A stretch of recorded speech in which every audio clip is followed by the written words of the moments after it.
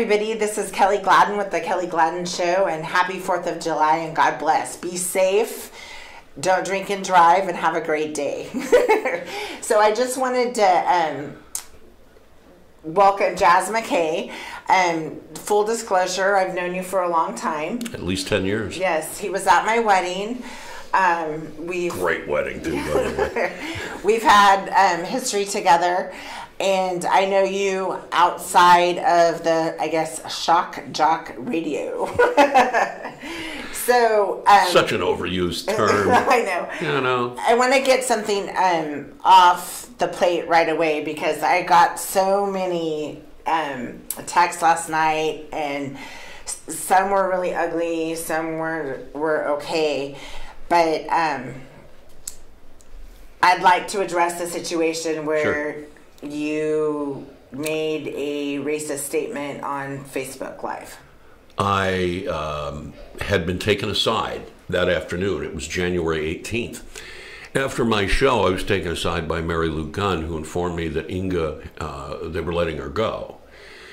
And that they were moving me to her slot, and Sean Hannity was taking over my slot. Now, this is the first I had heard of this. Right. And I was kind of taken aback by it because, first of all, you can't get a syndicated program like Sean Hannity within just a matter of days. Right. It takes months of negotiation. So, obviously, the plan there was to replace me with Sean Hannity. Now, a lot of the people in the radio business, especially here locally, said that the reason I was let go, that there was a plan to let me go because of budgets. And I mean, I'm being honest here. KNZR did not bill last year anywhere near what they were billing a year before. And that's technical term, billing and sales and radio. And that's the reason we're there. Because we're taking over with the podcasts. With the podcasts and everything. No, so she had informed me that Sean Hannity was taking my slot and that Inga had been let go. And Larry and I left and we went over to my house, and I had some friends coming over to help me work on the car. And so Larry and I sat there and we talked about what we were going to do in moving to 3 to 6 and how this was going to be a difficult transition for him. Yeah, Larry, Lugnut Larry. And so, you know, I had a few drinks. That night, we were working on the car. Perhaps too many. Dale and Steve and I were working on my car, and fixed it. Got it done. So that was probably around 8 o'clock that night when we were finally finished. Right. And I was sitting there thinking about Inga, to be honest with you. Right. And I thought, what is she gonna do? You know, she's lost her husband. She's lost her husband. She's lost her job.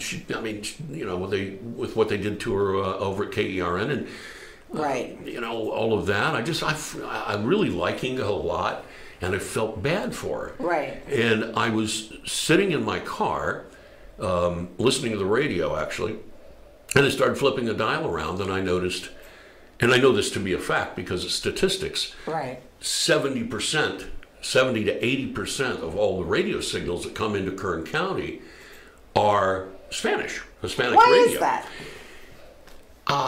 That's a good question. You know, I think that in a lot of cases these stations are not owned by Hispanic companies. They're owned by, you know, large corporations of white guys. Right. Frankly, and There's a thing that we talk about in radio, and that's the dilution of the market or dilution of that format. If the more Spanish stations you have, the more fragmented the listenership becomes, and so they end up being lower in the ratings. Right. Same with country stations. If you got you know 5 or 6 country stations, correct. You know the big guy in town may win out, but those others are fragmenting the audience down, and they dilute the market.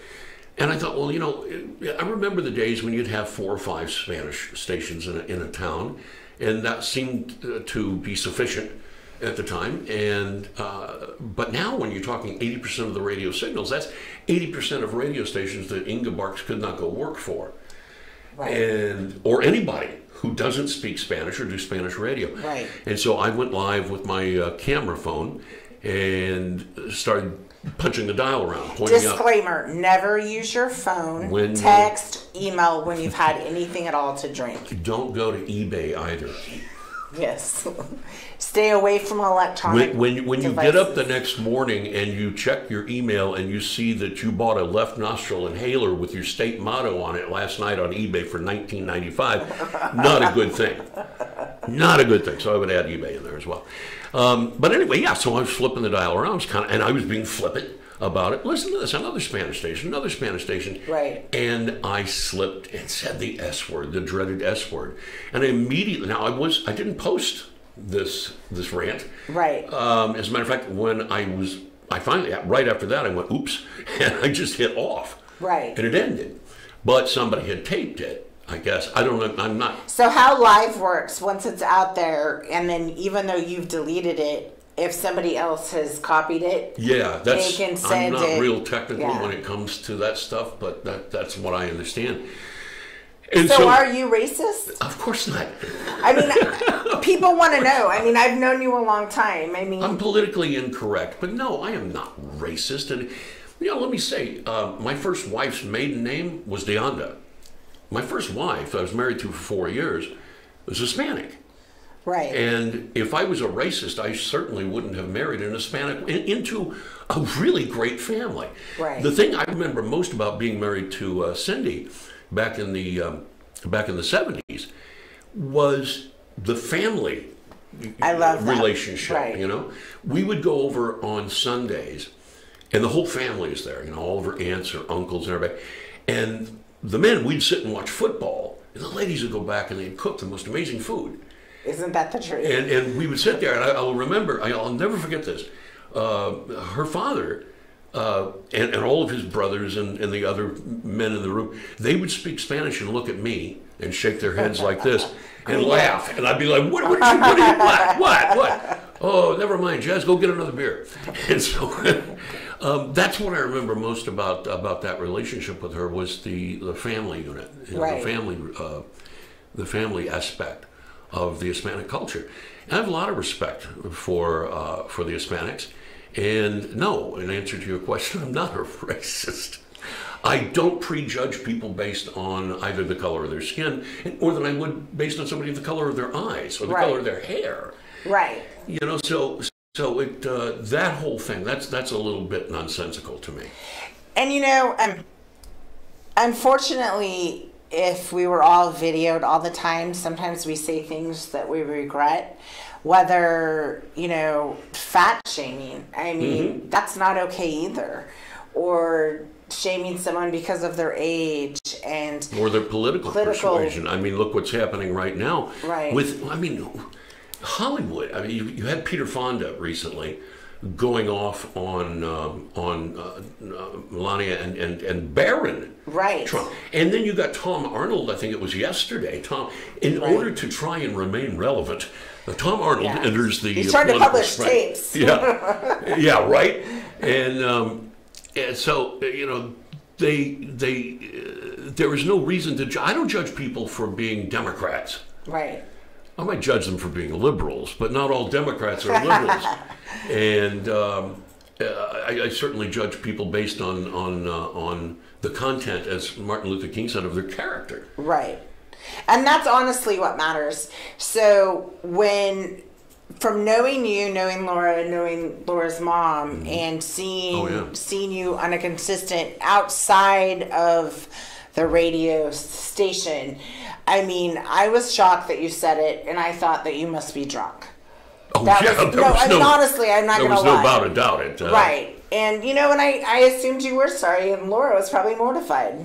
And you probably got in more trouble from her than... I'm still getting in trouble with Laura over it. Yeah. To be honest. But with that being said, I just wanted to clear that up because I got a lot of ugly messages saying that I would have someone racist and that I'm political. And my show is about how we can make a difference, how we can be kinder, more compassionate, and do the right thing. Mm-hmm. And with that being said, just with the races that we've recently had, I can't believe how ugly they were in Kern County. I know, all over the country, really. So what are your thoughts on the DA? A DA race. I've completely stayed out of any of the local politics over the course of the past few months. I've been concentrating on other things. I did a pilot episode of a program called Bakersfield's Best Bites, and we were down at Mi Peru, which is a little Peruvian restaurant over here on 19th Street. Good. Awesome place. So I was concentrating on that. I was trying to put that together. I've got other things in the works as well, but I really haven't paid a whole lot of attention to that. I know that I was so... Here's the thing. The phone calls. The automated phone calls. That's my... Oh, can we just Can we stop it? And or the text. mailers. The text. Oh, the texts. I mean, how'd they get my cell phone number? They're texting me. Because we go to political events. Yeah, that's probably true. That's probably... Well, you tell me. Tracy What about Beaches, the Mark DA? Abernathy's, Yeah. the God rest his soul, man. Yeah. Mark. What a sad loss. Tell me what your thoughts are on the district attorney's race. I think that both candidates were really good. I think that we're happy to whoever won. I think that we were really blessed to have such good quality candidates. For the most part, I don't think that race was too ugly. I think that it really wasn't as much as you would think with some of the other things. Oh, the Brandon Martin, Chadley. That I mean, I'm sorry, I'm a little disgusted by the whole bashing of. It's a judge's race. I mean, I can't believe how bad Brandon was bashed.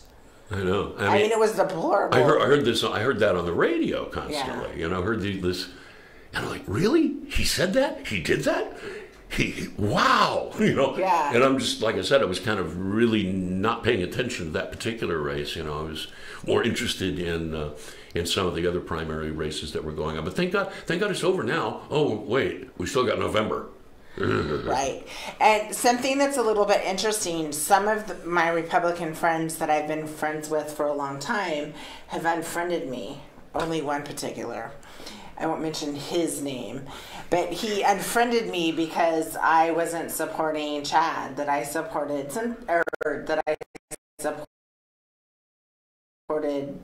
Martin.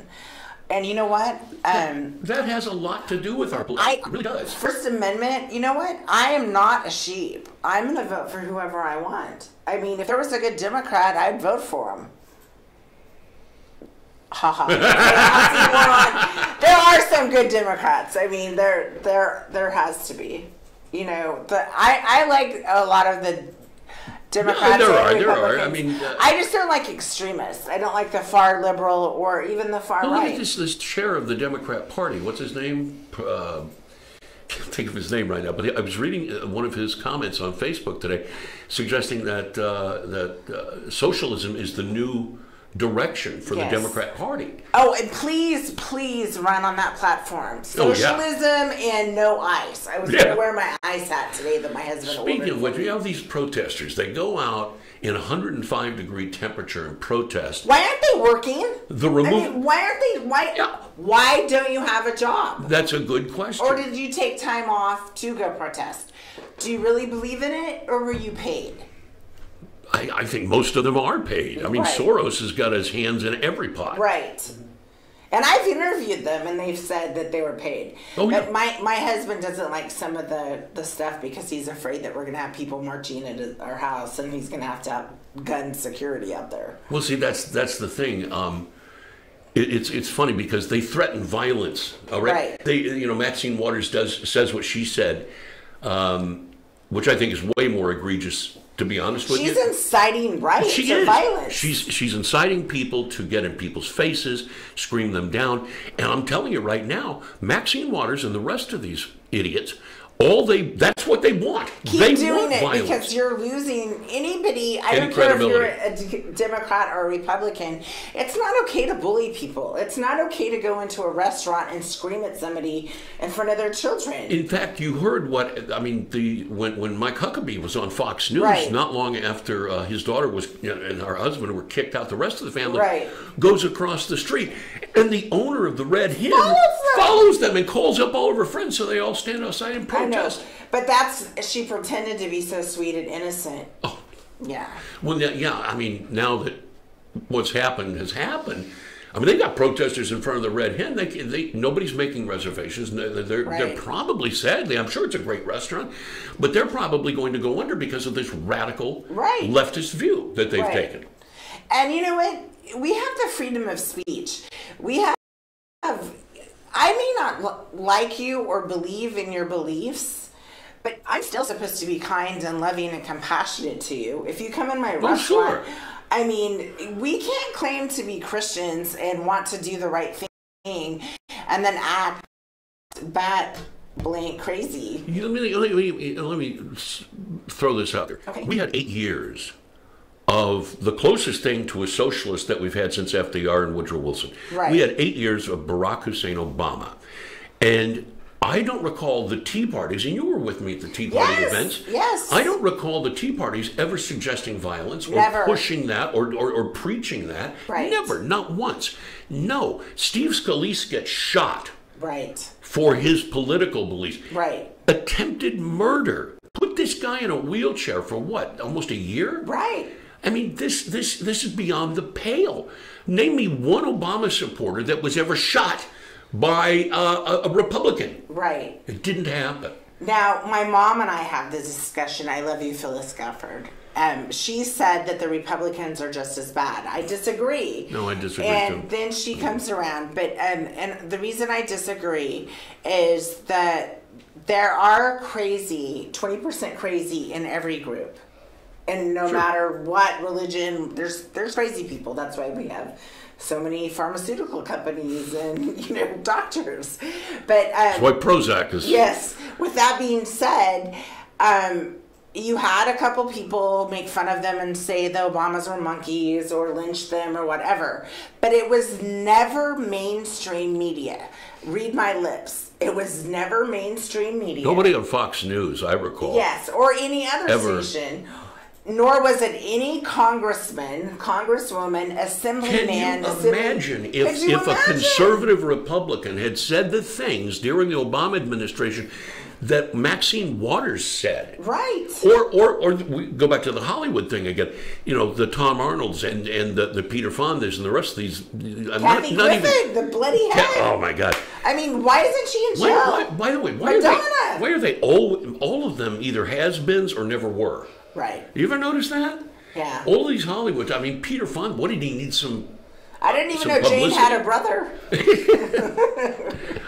He's 77 years old. I think Alzheimer's is kicking in, and all the drugs that this guy did for so many years have finally taken a toll on poor guy. Really have.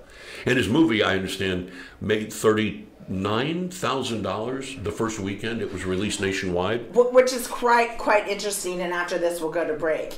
I believe it was Sony that was the Sony. No, was it Sony? I believe Sony Pictures may have been. I'm yeah, not sure. Somebody will correct me if I'm wrong. I mean, in a second, but I think that's who it was. They said that they're not going to retract the movie because they don't want to hurt the other artists, but they're only going to show it in a few select theaters. Now, what about that means straight to DVD. That means straight to DVD. Roseanne Barr is a comedian, and what she said wasn't very nice, but she didn't even know that the lady was black. She just said something rude. Yeah. And her show was fired. I mean, she where was is canceled right away. Yeah. They didn't even waste time. They didn't waste any time. Well, yeah. Roseanne Barr has every right to apologize for what she said. Right. And she has apologized. Right. But that's not good enough for ABC, so they cancel her show and they get a bunch of rah-rah from the left about, ABC they did what they should have done. They did what they should. No, they shouldn't have. So now people will boycott that. Think about Starbucks. They've just closed 169 stores in Washington. Yeah. So we're going to go to break now. Please ask questions if you have anything you want to know, or if there's something you don't want us to talk about. Yeah, they want me gone. Get him out of there. Kelly, get rid of him. The news is, I think, outside. The what? The news. I think we have media outside waiting. No. You're so controversial. Who is it? And you know what? Which one? I think they're all there. Oh, I stopped paying attention a long time ago. I don't watch the news. Laura watches. She flips from all three channels every night. I love Miles' music. I like the news people in this town. The news anchors really and nice. reporters are terrific people. Stories. Yeah, well, the newspaper that shall remain nameless is excluded from all of that. Yeah. Well, God bless. We'll see you in a minute. Your home is perfect. Until it's not. We understand that life has its changes. As your family grows, we're here to help grow with you. Because taking care of your family is important to you and important to us. Your story starts here with Cornerstone Mortgage. Introducing the new California State Penitentiary Bologna Sandwich. Jail food sucks. Don't let your family eat jail food.